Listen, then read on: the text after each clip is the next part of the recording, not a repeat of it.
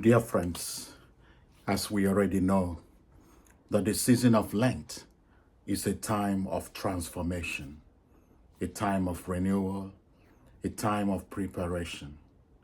So on this second Sunday of Lent, the gospel invites us to ascend the mountain with Jesus, to ascend the mountain with him to witness. So his transfiguration, the powerful moment, reveals his divine glory and then becomes a strength and courage for us, his disciples, for our faith as we journey toward the cross. So today we reflect on how the transfiguration calls us to trust in God's promises, to embrace our identity as citizens of heaven and be transformed by the light of Christ. In the first reading, we read about Abraham, God making a covenant with him in the book of Genesis, promising him descendants as numerous as the stars, that through Abraham's, though he struggles to see how this could happen, but he places his trust in God. He couldn't understand. The promise was beyond the comprehension of human logic, yet he offered what reason could not, the trust in God.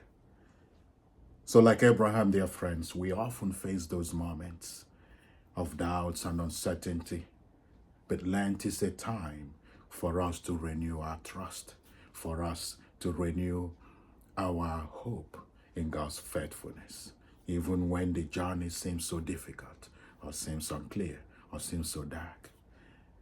Because we are all pilgrims on earth. We are journeying to our promised land, to the kingdom where God is our Father, where the God is our King. So St. Paul reminds us in the letter to the Philippians that we are not meant to live only for this world, that our true home is in heaven, where Christ will transform our lowly bodies to be like his glorious body. So this message, dear friends, challenges us to shift our focus from worldly possessions and concerns to the eternal joy that God offers, that God brings. God has prepared for us. God has offered us a place that nothing can come in between and nothing can take away the joy. So are we living our lives as true citizens of heaven, or are we too consumed and attached to earthly distractions? That is the question that you and I need to reflect and think about in this season of Lent. The transfiguration becomes a glimpse of what our home in heaven looks like, which gives us the hope to stay on track, which gives us the strength in times of difficulty to stay with God, who is our God, who is our Father and our King. So the gospel presents the transfiguration where Jesus, along with Peter, James, and John, ascends the mountain. A mountain to pray, a mountain to encounter, a mountain to deepen their trust in divine providence, a mountain to engage their faith. There, his divine glory is revealed as his face shines like the sun, and his clothes became dazzling white.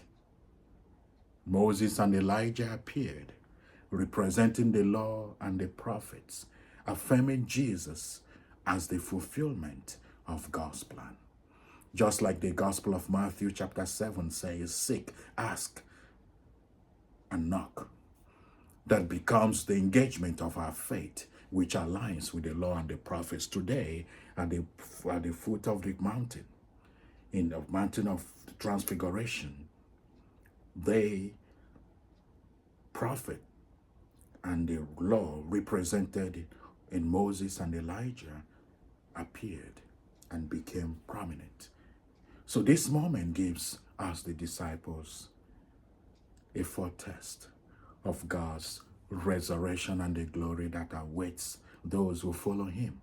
However, Peter's reaction reflects our human tendency to want to remain in moments of spiritual comfort.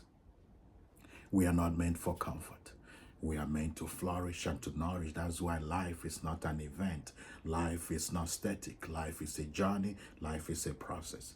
So Peter suggests building 3 tents, but Jesus does not allow them to stay there. Instead, he must descend from the mountain and continue the journey toward the cross. Dear friends, Lent becomes a time of transfiguration, where we become uncomfortable in our spiritual comfort, being uncomfortable in our spiritual comfort. So the transfiguration reminds us that we are called to be transformed, which means the process has to happen and has to continue. Lent is not just about external sacrifices, but about inner renewal, deepening our prayer life, detaching from sin and material, and embracing God's will and plan for us. We may have to leave behind our comfort zones, whatever that comfort zone looks like, or whatever it is, and then we'll step into the challenges of discipleship with grace and Holy Spirit, knowing that beyond the cross, there is revelation, there is resurrection, there is renewal, there is transformation. Dear friends, as we continue our Lenten journey today, and this time, trust in God's promise, even when the path is not clear, even when the path seems dark. Trust in God's promises.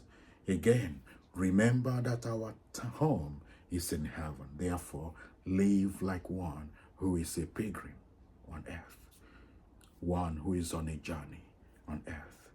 Lastly, dear friends, seek transformation by listening to Jesus.